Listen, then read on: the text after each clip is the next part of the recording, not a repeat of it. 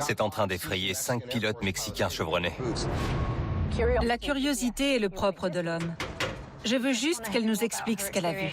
Elle dit qu'elle veut pas nous parler. Ça vaut le coup de creuser le sujet. L'être humain est en quête de réponses depuis la nuit des temps. Ça fait des siècles qu'on voit des ovnis là-bas. On trouve cette gelée dans une zone bien précise de la jungle. Il se passe des choses étranges dans la jungle de Rio Blanco. Il se peut qu'on ne soit pas la seule civilisation intelligente de l'univers. Je n'ai aucune idée de ce que c'est. Alors, où sont ces extraterrestres?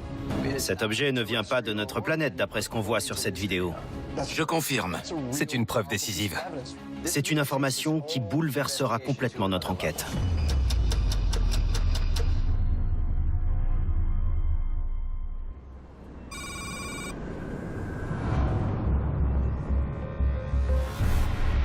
Mis bout à bout, c'est impressionnant. L'enquêteur Mike Cole et le spécialiste en analyse des conflits Michael Livingstone mènent une enquête afin de prouver qu'une forme de vie extraterrestre est entrée en contact avec la Terre. Tout nous ramène à ce tremblement de terre. Et ce n'est pas un séisme comme les autres. Il est vraiment bizarre. L'équipe a identifié une série de sons extraterrestres et de phénomènes étranges. Ils ont tous été enregistrés près de l'épicentre du séisme de 2011 en Virginie, qui a touché la côte Est et le Washington Monument. Est-ce que la présence d'un engin extraterrestre dans l'atmosphère pourrait avoir cet impact sur la Terre au point de la faire trembler? Pour le moment, c'est difficile à dire. Il faut qu'on cherche d'autres séismes comme celui-ci. Et si on trouve des similitudes, on sera sur une piste. On va essayer de trouver quelque chose dans le logiciel. On cherche des séismes inhabituels, anormaux et de forte magnitude. OK ? Afin de vérifier cette théorie, l'équipe recherche des séismes hors normes dans le logiciel d'analyse de liens conçu pour la CIA. C'est parti. OK, regarde. On a 5 résultats classés très pertinents. Chili 2010, et regarde, on a un séisme qui a touché le Mexique en 2017, et il est pertinent à 91%. 400 séismes en l'espace de 14 jours, entre le 7 et le 23 septembre. De rares secousses. C'est énorme. Le Mexique est un pays qui est souvent touché par les séismes. Mais 400 tremblements de terre enregistrés en seulement 2 semaines dans une seule et même région, c'est vraiment pas banal. On est sur une piste, mais reste à savoir s'il y avait des phénomènes étranges dans les airs à ce moment-là. On regarde ça. Ouais. OVNI, PAN, témoignages, signalement. Du 7 au 23, au Mexique. Mexique. Ouvre cet article. Jorge Galindo, le 23 septembre 2017. C'est à la fin de ces 2 semaines, non? Ouais. Des dizaines de personnes ont vu un objet volant non identifié le samedi matin, au moment du séisme. Apparemment, ce n'était pas un vaisseau, mais plusieurs objets argentés en forme de sphère. On a quoi d'autre? OK, il y a toute une liste de signalements d'OVNI. Le logiciel identifie une base de données centralisée de tous les signalements enregistrés au Mexique en septembre 2017. Rio Blanco, Rio Blanco. Tous les signalements sont à Rio Blanco. 27 signalements différents sur cette période de 2 semaines. Et ce qui est vraiment intéressant, c'est que Rio Blanco ne se trouve qu'à 120 km de l'épicentre du tremblement de terre. Il y a une tendance qui est en train de se dessiner. À Waynesboro, on avait beaucoup de signalements. C'était à proximité du foyer d'un séisme particulièrement étrange. Et c'est la même chose ici. Il faut qu'on parle à ces témoins. Je veux savoir ce qu'ils ont vu. Mais le gros problème, c'est que chacun de ces signalements a été fait de façon anonyme. On a quand même un nom. Jorge Galindo, un journaliste qui était sur le terrain et qui a interrogé tous ces gens. Si ça peut nous permettre de prouver qu'il y a eu contact, il faut absolument qu'on en sache plus, et cet homme peut nous y aider. Il ne donnera pas ses sources. Nick est parfait pour ce job. Il faut qu'on creuse cette piste, donc on va envoyer Nick et Sarah sur le terrain. Ok, on verra ce qu'ils trouvent.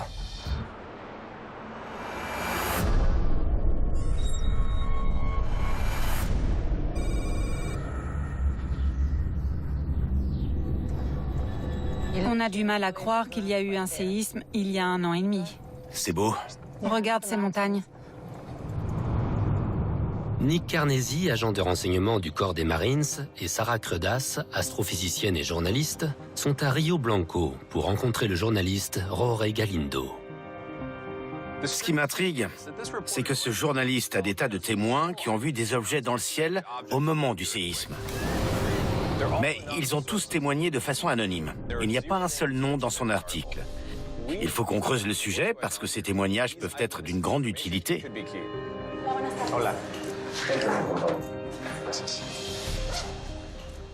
Merci de nous recevoir. Est-ce que vous pouvez nous expliquer ce qui vous a poussé à écrire un article sur les ovnis signalés pendant ce tremblement de terre? Bueno, lo siguiente que recuerdo después a las 2 horas del terremoto fue el hecho de que a través de las redes sociales se empezaron a registrar algunos comentarios de personas que aseguraban haber visto objetos en el cielo. Vous vous rappelez combien il y en avait? 40 personas. D'après Jorge, 40 personnes ont signalé des objets non identifiés dans le ciel.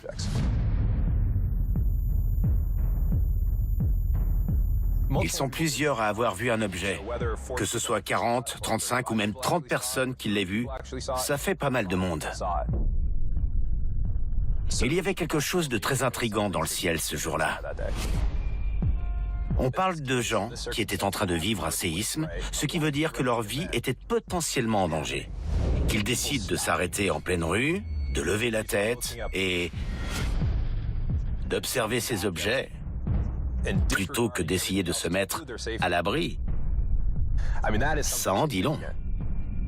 C'est que ça devait vraiment valoir le détour. Je sais que vous n'avez pas vu l'objet, mais est-ce que vous pouvez nous dire comment il se déplaçait? La gran mayoría coincidía en el hecho de que lo que estaban viendo eran sobre su eje. Il se balançait sur son axe et en même temps, il tournait sur lui-même. Il est resté dans les airs pendant une trentaine de minutes et il a disparu. Le jour du séisme, ce n'est pas une poignée de gens, mais 40 personnes qui ont toutes vu la même chose dans le ciel de Rio Blanco. Rio Blanco est un petit village. Il n'y a que des cannes à sucre et la jungle ici. Donc il n'y aurait pas eu autant de signalements dans un petit patelin s'il ne s'était pas réellement passé quelque chose. J'ai remarqué que tous les témoignages que vous avez recueillis sont anonymes.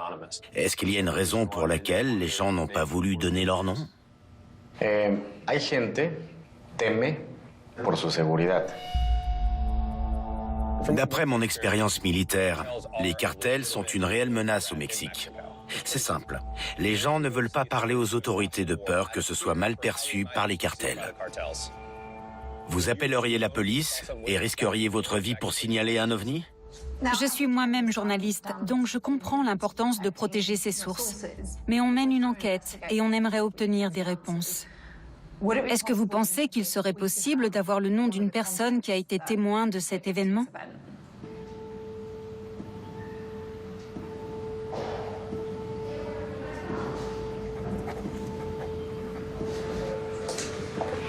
No estoy muy seguro de que quiera responderles a sus cuestionamientos. Sin embargo, lo voy a intentar. Il n'est pas convaincu qu'elle accepte de répondre à vos questions, mais vous pouvez essayer. Merci beaucoup, c'est très gentil. Merci Jorge, c'est super.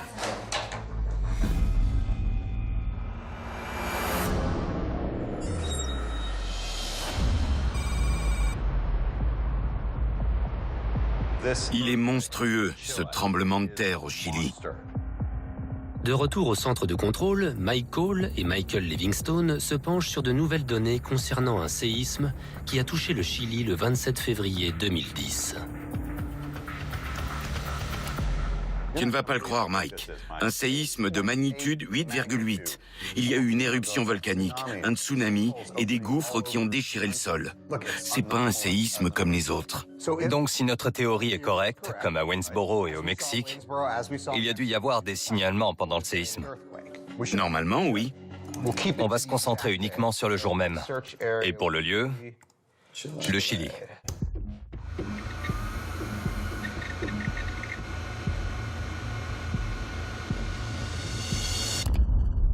Apparemment, il y a eu pas mal de signalements à Quinte. À Quinte, oui. Il y a eu 11 signalements à Quinte. Ça dit quoi? 15 km à l'ouest de Playa Chica.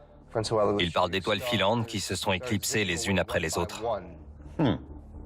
Et on est où sur la carte? On va voir ça. Ils sont dans la même zone. Comme au Mexique. Et c'est quoi ça? Tu peux zoomer? Base aéronavale, c'est parfait. Si quelque chose volait près de leur base, il y aurait de grandes chances que ce soit indiqué dans leurs archives. C'est sûr. Si un oiseau peut déclencher leur détecteur, un aéronef aussi. Il faut qu'on envoie une équipe au Chili pour essayer de trouver quelqu'un de cette base aéronautique qui acceptera de nous parler. Ouais.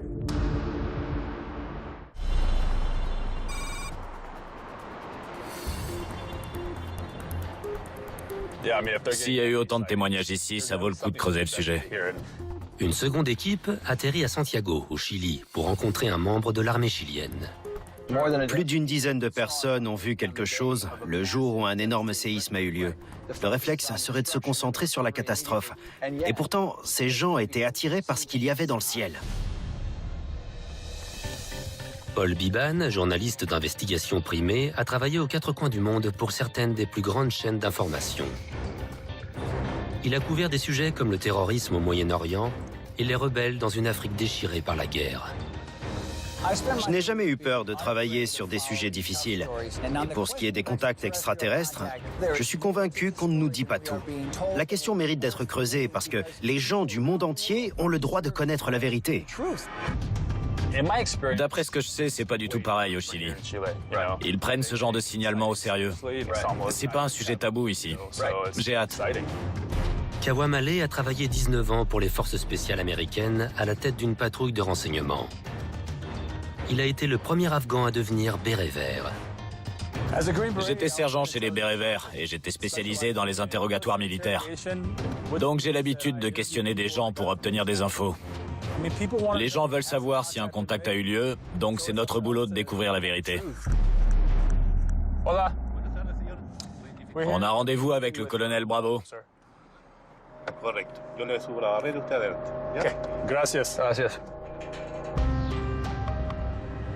Enchanté. De même. Paul, Kawa et leur interprète ont rendez-vous avec le lieutenant-colonel Bravo de l'armée chilienne. Il y a énormément de signalements d'objets non identifiés au Chili. Vous pouvez nous en dire plus? A lo largo de la historia de Chile hay una serie de muchos registros. Claramente, nadie puede negar la existencia de fenómenos anómalos. El tema está en cómo los interpretamos porque no tenemos idea de qué se trata. Culturellement, le Chili est un pays très conservateur. Donc leur approche sur le sujet est également très conservatrice. Ce n'est pas tellement le côté sensationnel qui les intéresse. Eux, ils se concentrent sur ce qui est anormal. On est en train de discuter avec un pilote gradé de l'armée chilienne et il nous dit « Effectivement, on a énormément de signalements de ce genre dans notre pays et on ne sait pas vraiment comment expliquer ces phénomènes. » Donc ça veut dire que le gouvernement chilien, qu'au moins l'un des gouvernements du monde, prend ce sujet au sérieux. C'est un vrai mystère à leurs yeux. Le jour du séisme, en février 2010, si j'ai bien compris, il y a au moins 16 personnes qui ont vu des ovnis. Vous pouvez nous en dire plus? Yo conozco esos casos, pero también hay que tomar en cuenta de que después de ese mega terremoto, todas las instituciones públicas de este país. Il a entendu parler de ces signalements, mais ils n'apparaissent pas dans les rapports officiels parce que... Il y avait d'autres choses à gérer. C'est ça. De ahora en adelante, o sea, desde el año 2010 en adelante, porque las manifestaciones fueran más. El fenómeno existe, pero no se sabe qué es lo que es. On a un membre de l'armée qui nous confirme que ces signalements sont monnaie courante au Chili. C'est complètement dingue. Que hay públicos, o que por lo menos se han hecho conocidos, hay uno muy interesante del año 2014. Le lieutenant-colonel révèle la vidéo d'un ovni enregistré depuis un hélicoptère de l'armée chilienne en novembre 2014. Aquí tenemos la cámara y se observa a lo lejos un objeto que la cámara lo capta. C'est l'objet? Claro. On voit bien qu'il est rond. Il bouge à peine. Este objeto inmóvil cerca de las nubes emite una especie de estela turbulenta. C'est quoi? Bueno, eso estuvo en discusión durante mucho tiempo. C'est une sorte de panache. Y es donde ahí genera la controversia. C'est incroyable.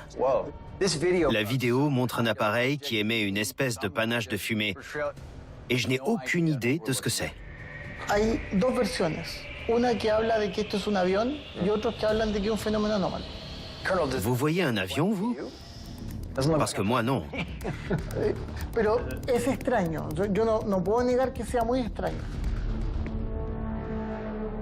La evidencia de este caso se presentó al CEFA en diciembre del 2014. Estuvo en proceso de análisis y estudio por parte del comité completo. Attendez, c'est quoi le CEFA? CEFA es el Comité de Estudio de Fenómenos Aéreos Anómalos. Donc c'est un organisme gouvernemental dont la mission est d'enquêter sur les objets volants non identifiés. Claro, investiga casos que son realmente interesantes. C'est du jamais vu. Le Chili a créé un comité dont le seul et unique objectif est d'étudier les signalements d'OVNI. Le CEFA est la version chilienne de l'ATIP du Pentagone et il est encore en service. C'est une information qui bouleversera complètement notre enquête. Ce serait génial qu'on puisse discuter avec un membre du CEFA. Ce n'est pas de son ressort. Avoir accès au CEFA, ce serait comme pénétrer dans la caverne d'Ali Baba. Il possède des dizaines d'années d'archives de signalements. C'est potentiellement une mine d'or pour nous.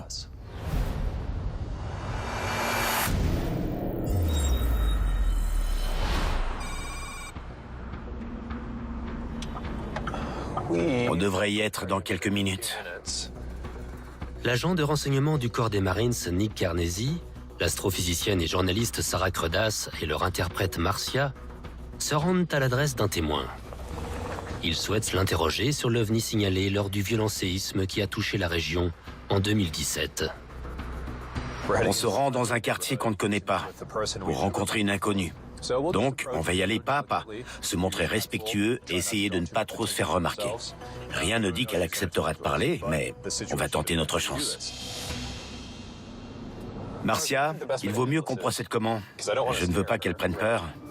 Je me dis que c'est peut-être pas une très bonne idée qu'on y aille tous les trois en même temps, parce que la nuit est déjà tombée et qu'on est trois inconnus. Donc peut-être qu'on pourrait y aller juste Sarah et moi? Oui, si ça ne vous dérange pas. Ça devrait être ici, sur la gauche. Je vous attends. T'es prête? Oui.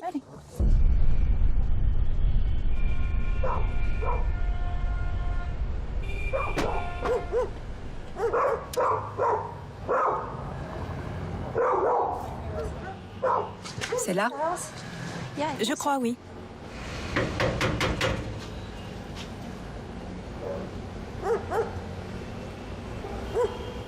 Elle arrive. Sandra? Sí. Hola, buenas noches. Yo soy Marcia y ella es Sarah. El contacto que nosotros obtuvimos fue el señor Jorge Galindo y nosotros venimos a hacerte unas preguntas que tú habías visto unos objetos voladores.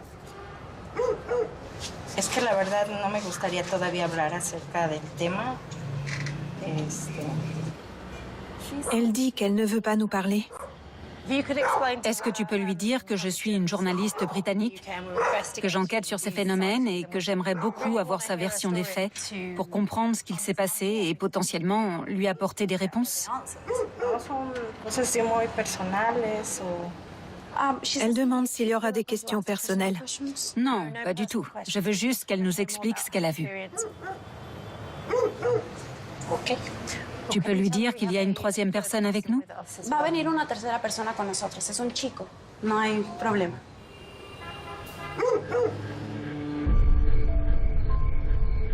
Est-ce que vous pouvez nous expliquer ce qu'il s'est passé le jour du séisme? En esta distancia, por donde están los cables, es donde se veía la nave grande, larga, color plata. C'était le matin du séisme? Sí. Il était juste là, au-dessus d'elle, ou il était beaucoup plus haut dans le ciel? Il était assez haut dans le ciel, mais elle a eu l'impression qu'il était tout près, étant donné la taille de l'objet. Est-ce que ça faisait du bruit? No, Est-ce qu'il pourrait y avoir une explication naturelle à ce que vous avez vu? Non. Il est venu de quelque part, ou il était déjà là, et après il est parti? Il est venu de là-bas, du nord, Il y a quoi par là? la jungle.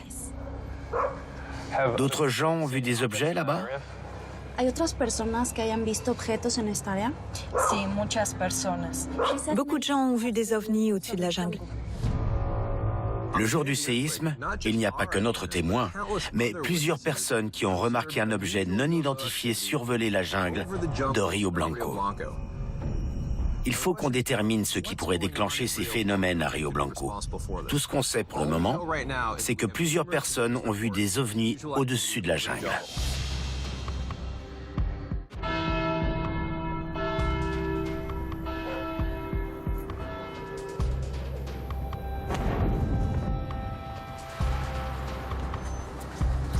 Il est là, Comment on prononce son nom? Venancio. Venancio.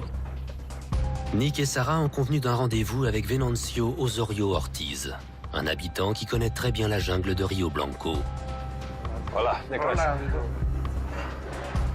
Merci de prendre le temps de nous rencontrer. Muchas gracias por tomarse el tiempo de venir a platicar con nosotros. Gracias a sus órdenes. On aimerait que vous nous en disiez un peu plus sur vos expéditions dans la jungle. Pues realmente yo creo que desde que nací, porque aquí eran montañas todo esto, y nos íbamos a caminar en las tardes, nos salíamos a explorar, a andar, a recorrer los cerros. O sea, yo casi toda mi vida ha sido de caminar en la selva. Il connaît cette jungle depuis tout petit. Y es mi pasión. Si on est ici, c'est pour enquêter sur des ovnis. Et on nous a dit qu'il y en avait beaucoup qui volaient au-dessus de la jungle. Hay personas que pues dicen de lo que sucedió en esos tiempos y D'après les histoires racontées par ses ancêtres, les Aztèques ont vu des objets étranges dans la jungle, qui volaient au-dessus des arbres. Donc ça fait des siècles que les gens voient ce genre d'objets dans la jungle. Ces signalements ne remontent pas à quelques années, mais à plusieurs générations. L'apparition d'objets dans cette jungle ne date pas d'hier. Ce n'est pas rien. Il faut qu'on creuse le sujet. Vous avez déjà vu quelque chose d'étrange? Si. Quand il avait 20 ans, il a vu un énorme ovni qui planait au-dessus des arbres, dans un territoire qu'on appelle Cerro del Cimarrón, qui pourrait se traduire par montagne sauvage. Qu'est-ce qui vous fait dire que c'était un ovni? Era redonda, o sea, tipo un platillo como lo han mostrado algunas. Parce que ça ressemblait à une soucoupe. C'était rond. On sait tous à quoi ressemble un avion ou un hélicoptère, et cet objet n'en avait pas la forme. C'est pas tout. Il a trouvé quelque chose de bizarre dans la jungle. Une espèce de substance gélatineuse. Vous avez un échantillon? Si traigo muestras. Oui, il va aller le chercher. Voy a traerlas, sí. Merci.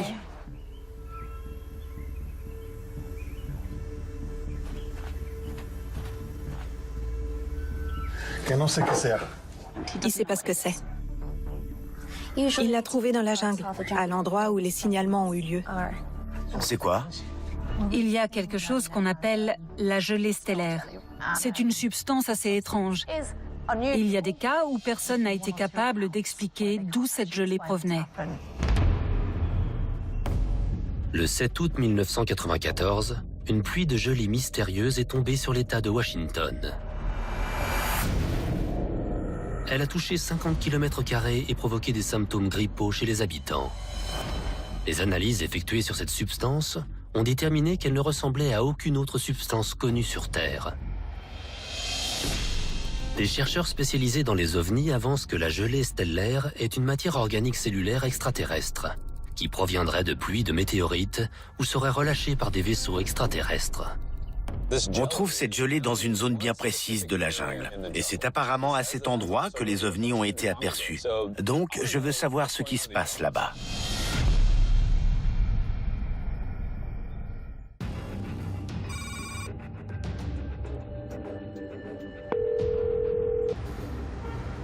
Dans le cadre d'une enquête sur des phénomènes étranges au Chili, Salut Alejandro.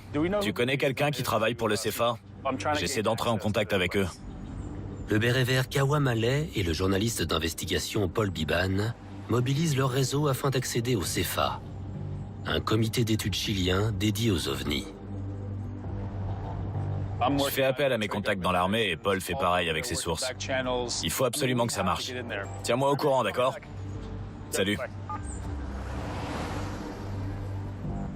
Le CFA pourrait nous être très utile. C'est un organisme gouvernemental dont la mission est d'étudier les signalements d'objets volants non identifiés. C'est l'équivalent de la TIP. Leur comité est composé de différents spécialistes.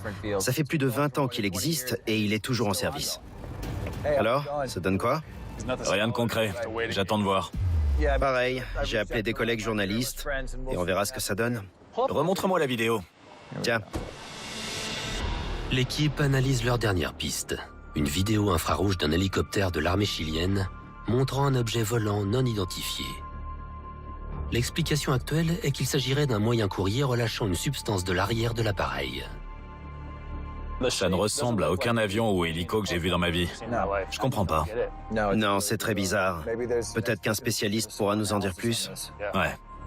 Ça me paraît pas du tout crédible qu'il s'agisse d'un avion de taille moyenne. Quand je regarde cet objet, je n'ai pas l'impression qu'il se comporte comme un aéronef classique. Mais je ne suis pas spécialiste, donc j'aimerais discuter avec quelqu'un qui pourra potentiellement nous expliquer ce qu'on voit sur cette vidéo.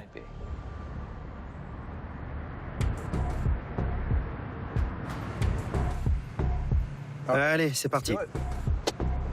Paul et Kawa se rendent au plus grand laboratoire d'expertise audiovisuelle du Chili.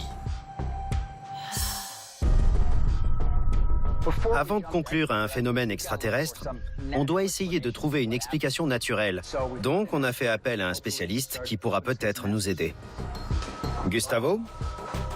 Bonjour, Gustavo. L'équipe a rendez-vous avec Gustavo Rodriguez, ancien contrôleur aérien et membre du ministère de la Défense du Chili.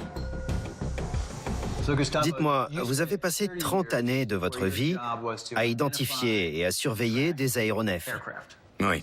Est-ce que vous auriez une explication logique à ce qui se passe sur cette vidéo?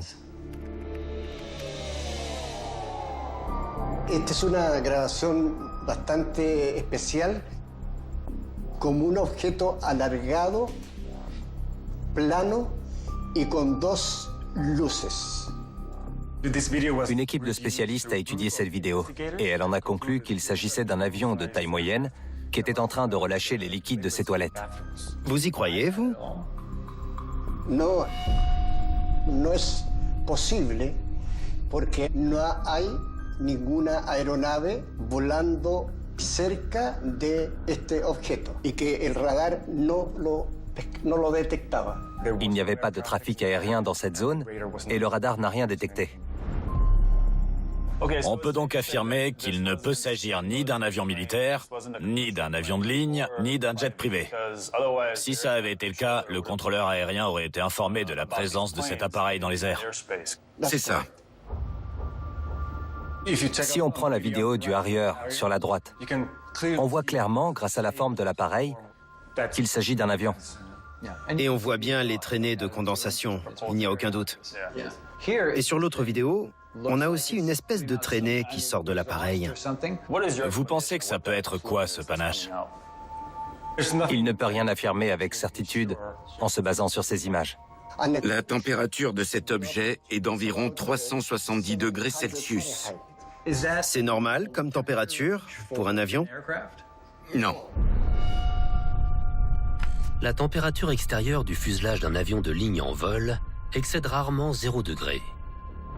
Cet ovni est à une température constante de 370 degrés. Ce n'est pas un avion. On est bien d'accord. Je pense qu'on peut dire que ce n'est pas un avion. Je suis d'accord. Dans votre carrière, est-ce que vous avez déjà vu quelque chose de la sorte? No. Primera vez. No es posible que sea un avión hecho por el hombre. Ça n'a aucun sens. D'après lui, c'est scientifiquement impossible que ce soit un avion qui relâche des liquides dans le ciel. Mais dans ce cas, qu'est-ce que c'est? Ça ne ressemble à rien de ce qu'on connaît. C'est littéralement un objet volant non identifié. Cet objet ne vient pas de notre planète, d'après ce qu'on voit sur cette vidéo. Vous confirmez? Oui, je confirme. Incroyable.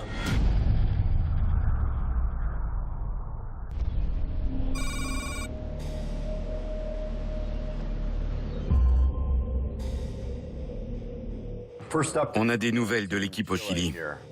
L'enquêteur Mike Cole et Michael Livingstone, spécialistes en analyse des conflits, reçoivent une nouvelle piste du Chili. La vidéo infrarouge d'un objet volant suspect qui, d'après un spécialiste, ne provient d'aucune source terrestre connue. Je n'ai jamais rien vu de tel. Je ne sais pas ce que c'est. Ils disent que ça n'a pas été créé par l'homme. C'est ce que le spécialiste a dit. C'est une preuve décisive pour nous. Oui. Et l'autre bonne nouvelle, c'est que le Chili possède un programme similaire à l'ATIP, le CEFA. Ils sont en train d'étudier cette vidéo et d'autres cas comme celui-ci. Les plus grosses pistes qu'on a eues, c'était grâce à des documents déclassifiés de l'ATIP. Et le CEFA doit avoir un tas d'infos aussi. Ça ne va pas être simple d'entrer en contact avec eux. Imaginez que quelqu'un du Chili arrive au Pentagone en disant « J'aimerais jeter un œil à vos documents ultra confidentiels ». Ça m'étonnerait qu'ils soient accueillis à bras ouverts. On ne peut pas laisser passer cette occasion. Ils ont peut-être les réponses qu'il nous faut. Tandis que l'équipe au Chili essaie d'obtenir l'accès au CEFA, on a un message du Mexique. Mike Cole et Michael Livingstone se concentrent sur l'équipe à Rio Blanco, au Mexique, qui a identifié une série de signalements d'OVNI aux abords d'une jungle. Ils ont trouvé quelqu'un qui connaît bien cette jungle et qui s'appelle Venancio. D'après lui, ça fait des siècles qu'on voit des ovnis là-bas. Et il va les emmener là où ils ont été vus. Il a trouvé ça et il sait pas ce que c'est. Ils veulent aussi notre avis sur cette substance que Venancio a trouvée, la gelée stellaire. Les gens du monde entier associent cette gelée aux étoiles. Et ça fait des siècles que ça dure. Cette théorie remonte même à l'époque médiévale. Mais les scientifiques ont plusieurs explications. Et l'une d'entre elles est qu'il s'agirait de gelée de ponte, de grenouille ou de crapaud. Comment ça? De la gelée de ponte? Ce qui se passe, c'est que quand un prédateur mange la grenouille femelle, il se retrouve obligé d'évacuer tous les œufs qui se trouvaient à l'intérieur d'elle, et ça donne cette espèce d'amas gélatineux. Même si on n'est pas sûr qu'il s'agisse de gelée stellaire, Venancio a trouvé cette substance à l'endroit même où les ovnis ont été vus. On va chercher des infos sur cette jungle dans la base. Le logiciel d'analyse de liens recherche des images d'OVNI dans un périmètre de 30 km autour de la jungle de Rio Blanco. On a 7 résultats. On a Rio Blanco OVNI. Pertinence 88%. Ok, on regarde. Ça a été filmé avec un téléphone. On dirait qu'il maintient sa position.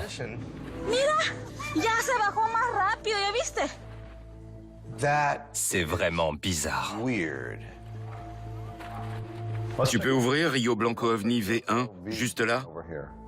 Une vidéo de l'armée de l'air. C'est quoi? J'en sais rien, mais ça bouge hyper vite.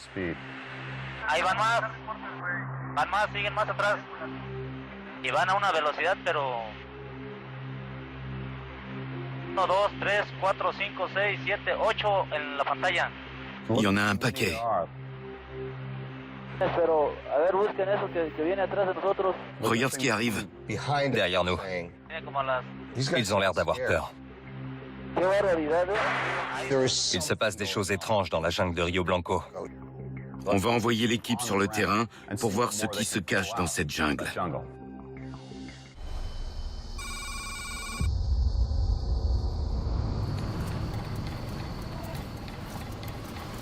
Voilà, on y est. La végétation est dense ici. Bienvenue dans la jungle. Beaucoup d'ovnis ont été signalés dans cette zone. Donc, j'aimerais en connaître la raison et ce qui attire ces objets là-bas. On doit se rendre sur place si on veut obtenir des réponses. Prêt?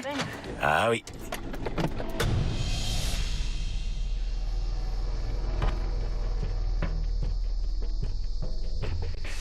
Il va dégager le chemin à la machette.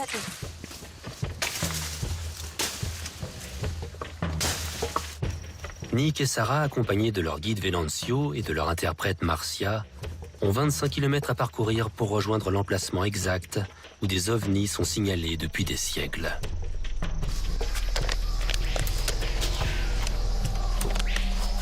Venancio, comment vous faites pour retrouver votre chemin? Vous suivez la rivière? ¿Cómo es que conoce el camino también? Porque no hay un camino definido como tal. ¿Simplemente sigue el río o cómo? Sí, simplemente es el río. Comme je suis militaire, mon réflexe, c'est de chercher des repères sur la route pour pouvoir retrouver mon chemin. On est en pleine jungle, et même si on a beaucoup de chance d'avoir Venancio, il n'est plus tout jeune. S'il lui arrive quoi que ce soit, comment on fait pour l'évacuer? Il n'y a pas de route facile d'accès, et ce n'est pas comme si on pouvait faire venir un hélicoptère pour l'évacuer. Donc je fais attention au chemin qu'on prend, je cherche les issues et je retiens qu'à cet endroit, on n'a qu'à rebrousser chemin sur 1 kilomètre pour rejoindre l'arête de la montagne. Ce n'est pas une gentille balade dans la jungle.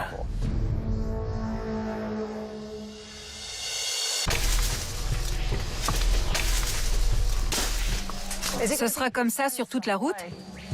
Venancio, Sí, ¿vas a ir así de denso todo el camino? sí. Yes. Oui, ce sera pareil. Ok. Ok, podemos pasar.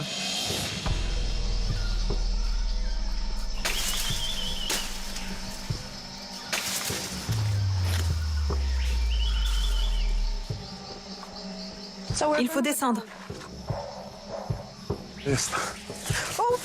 Cuidado. C'est pas facile comme terrain. On est en pleine jungle et c'est loin d'être plat. Abaisse ton centre de gravité. Logique. Ouais, À chaque pas, j'essaie de ne pas tomber. c'est mieux ici. Il y a une pierre là. Ok. En glissant, Sarah s'est ouvert la main. Mais elle a pris sur elle et a continué d'avancer. Je suis fier d'elle. Ça descend encore. Suis-moi. Fais des petits pas de côté, comme moi. Ouais. Je m'attendais pas à ça quand il a parlé de jungle. Je n'étais pas préparée. C'est la première fois que je mettais les pieds dans une jungle. Tu gères. Mais l'important, c'est d'avancer.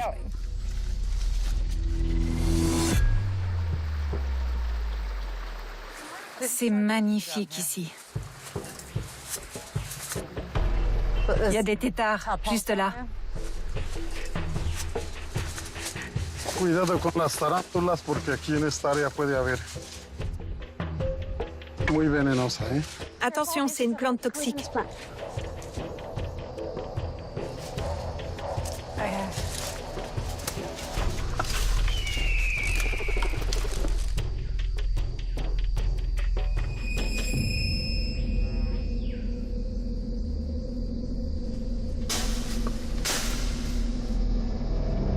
On a marché des kilomètres et des kilomètres pour essayer de comprendre ce qui rend cet endroit si particulier.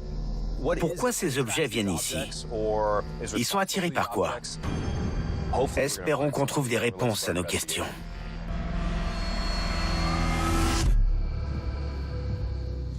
Cuidado aquí. Faites attention. Mira, no se vayan a resbalar, ¿eh? Marchez sur les pierres.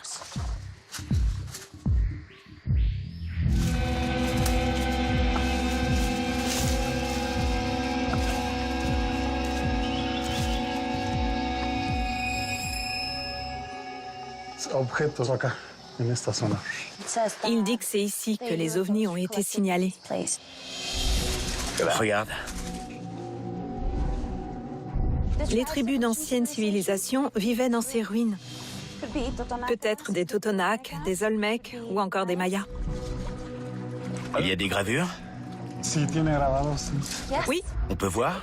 On peut entrer? Vamos, sí, gustan, vamos. C'est génial. Está algo peligroso. attention parce que la montée est difficile et dangereuse.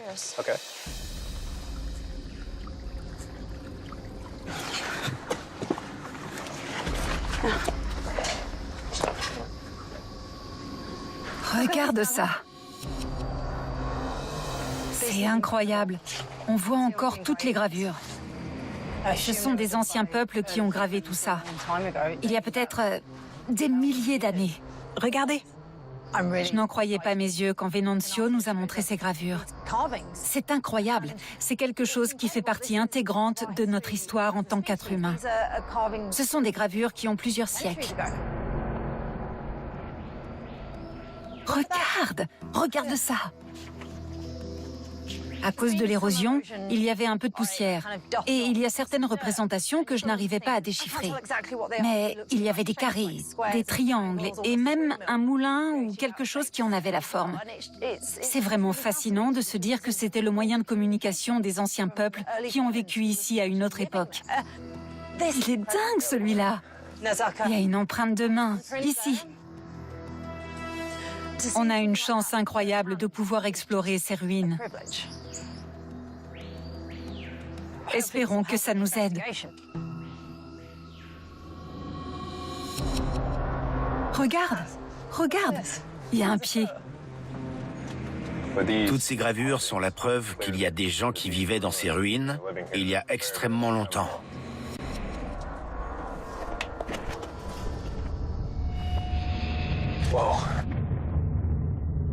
J'en reviens pas.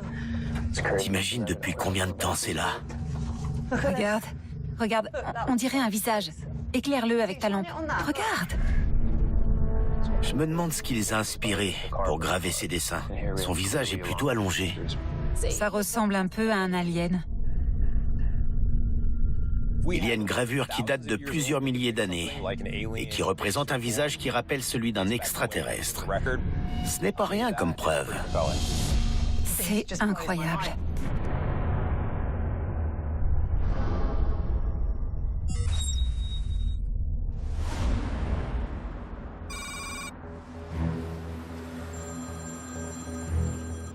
Allô?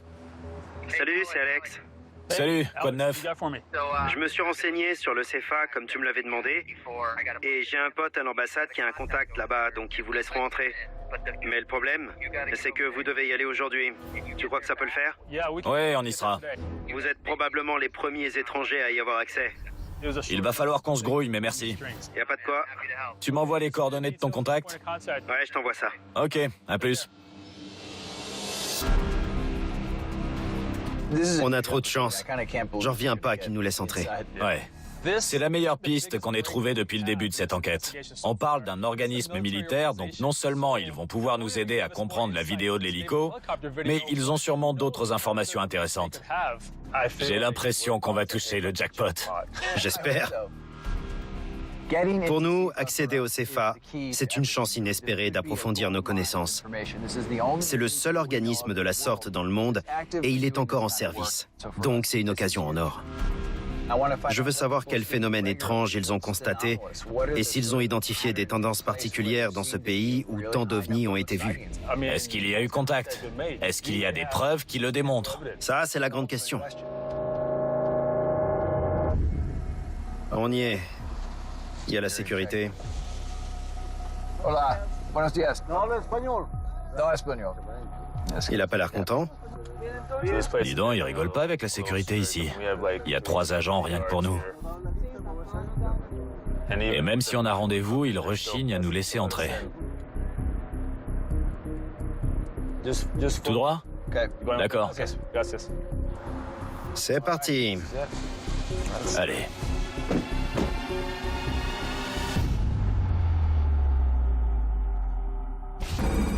Prochainement, dans Contact. Qu'est-ce qu'il se passe dans ces lacs chiliens? Des rapports de la NASA. Pourquoi la NASA? Il dit qu'il y a eu beaucoup d'ovnis au-dessus du lac.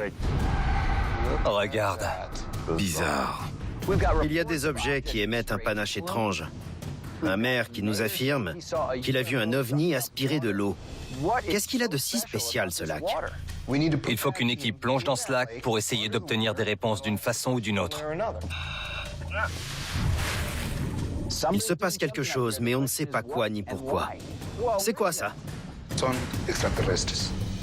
C'est peut-être la preuve d'un contact.